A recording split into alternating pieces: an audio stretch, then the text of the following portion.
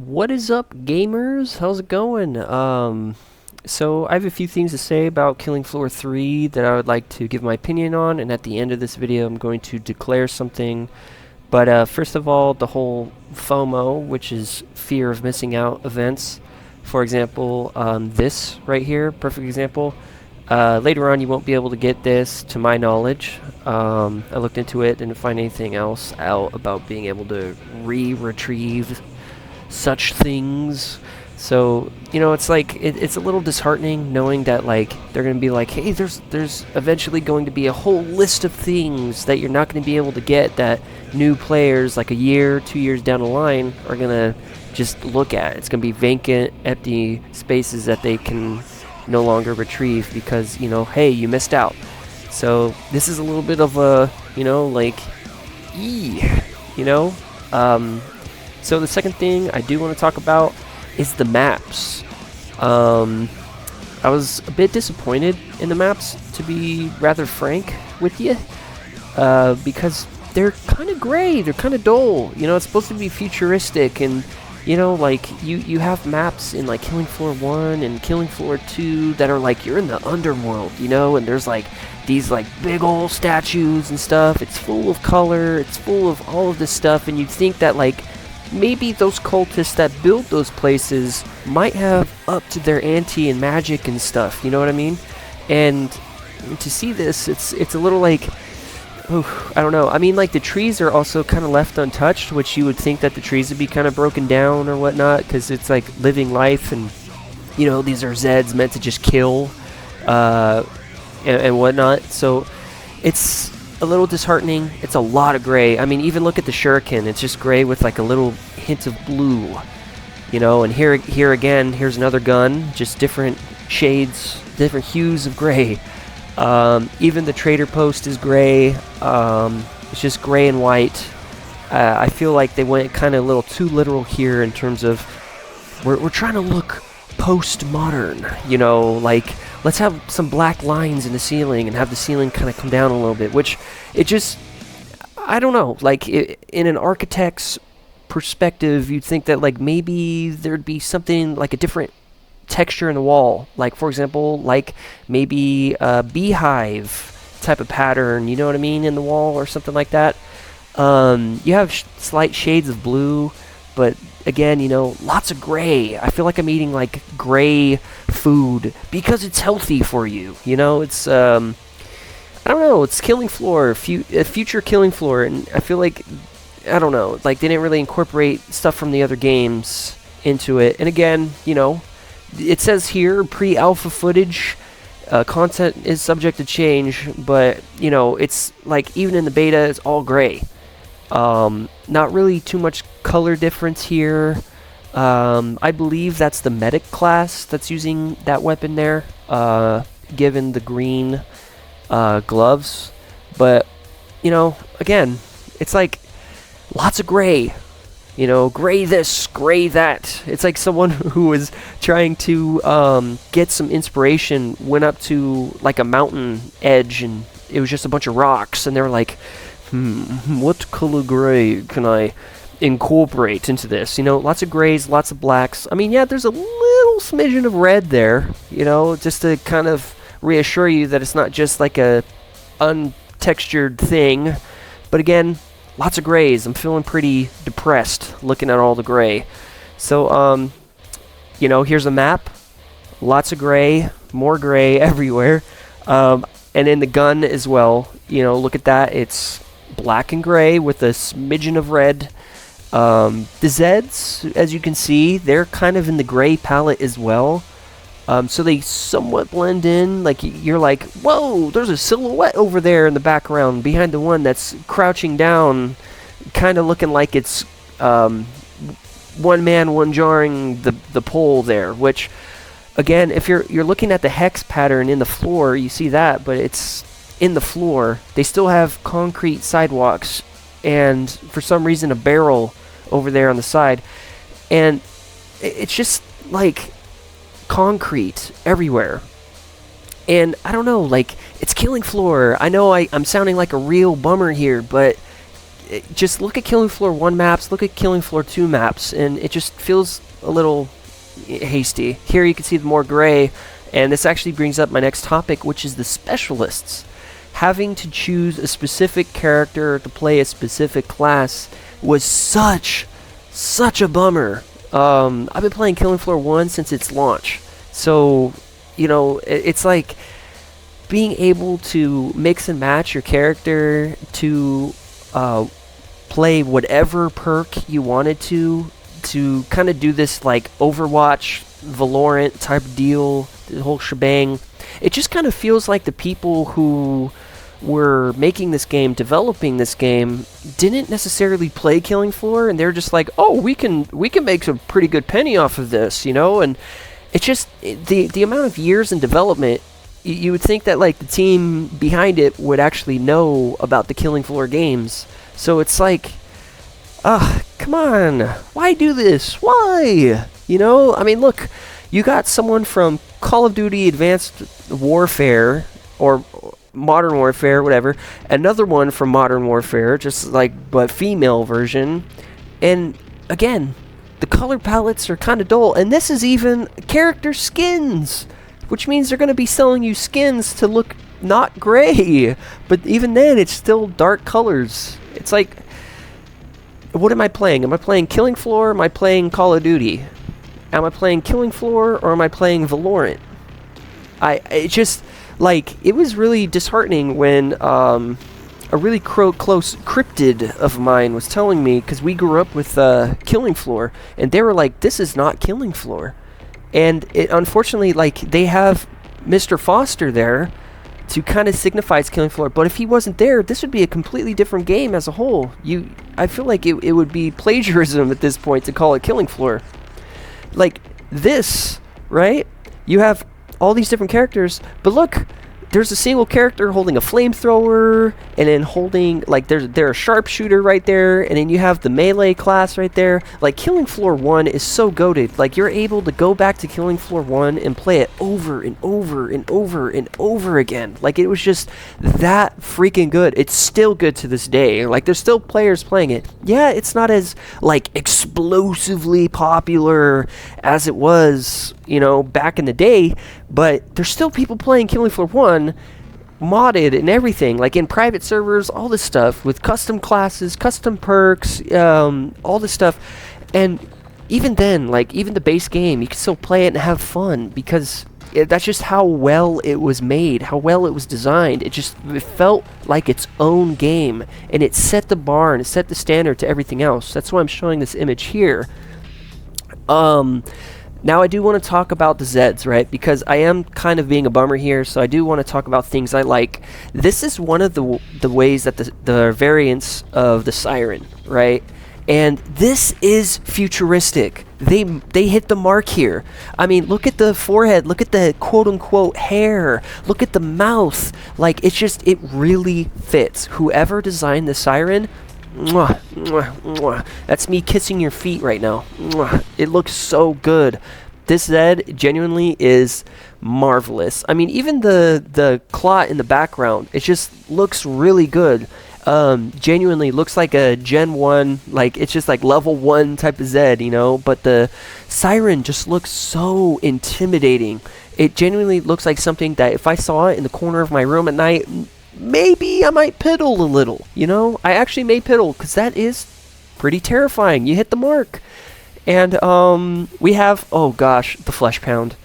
The Flesh Pound, the giving it flails for arms is so freaking dope. Making this giant hulking thing chase after you like that, mwah, chef's kiss.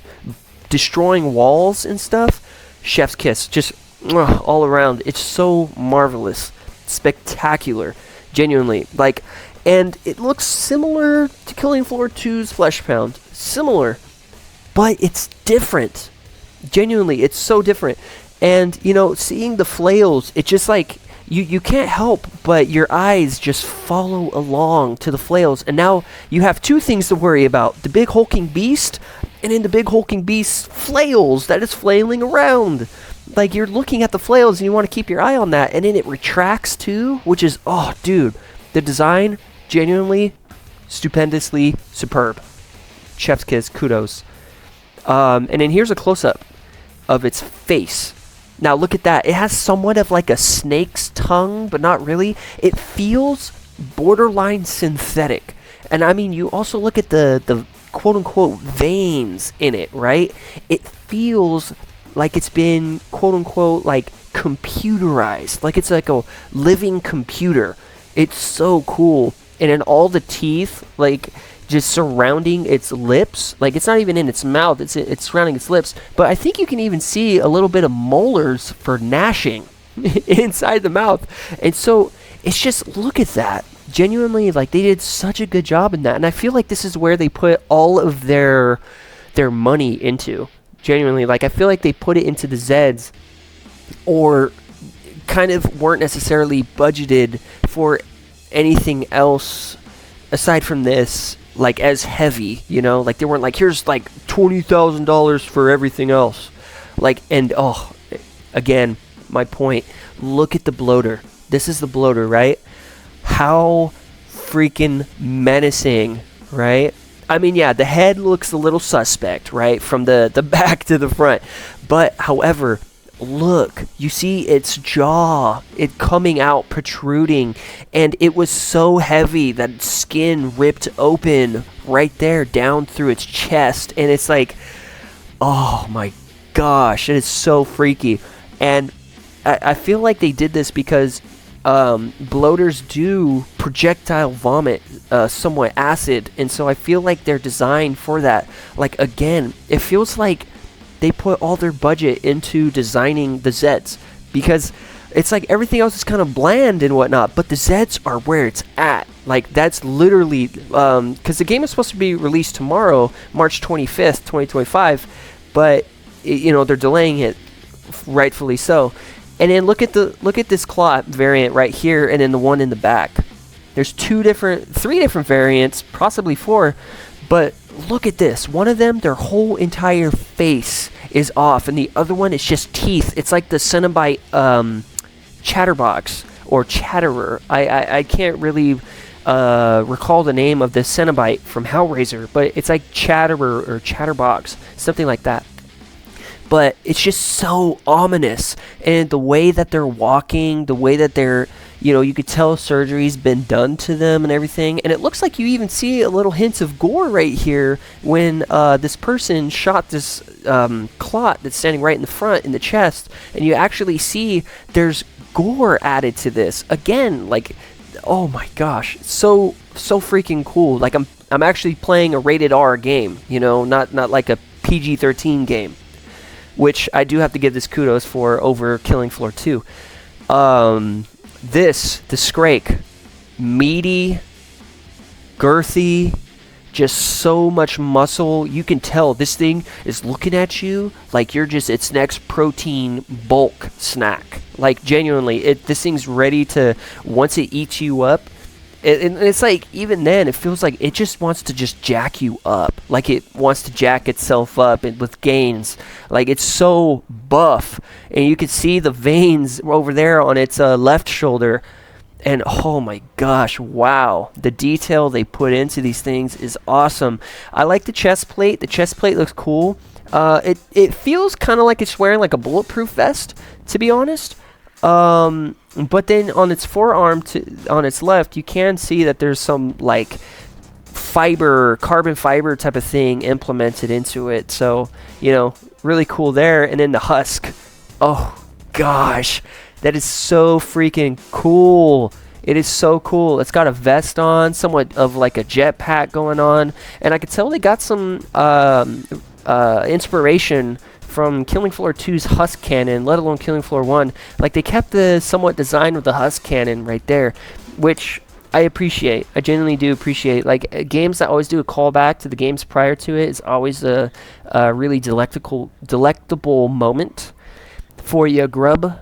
But yeah, like, even the mouth too, where it's just like constantly like, you know, it's just like, so freaking raw.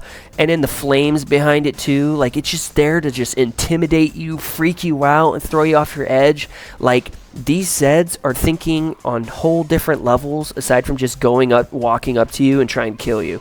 Like, it's really cool designs, genuinely. Like they thought about it really deeply. And this is actually one of the bosses right here. It's basically like a giant gorilla like thing with a giant blade on its face. It's pretty cool.